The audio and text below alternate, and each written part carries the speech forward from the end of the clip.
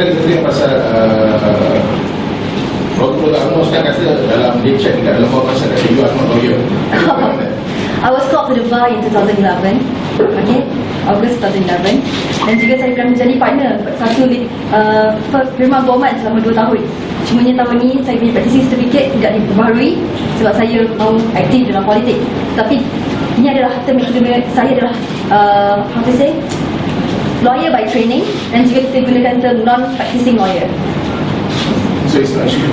Not an issue. It's not an issue. This is a lawyer by training. I'm also a lawyer, Yeah. but I do practice also. Yeah. Okay. Okay, say I'm not a lawyer.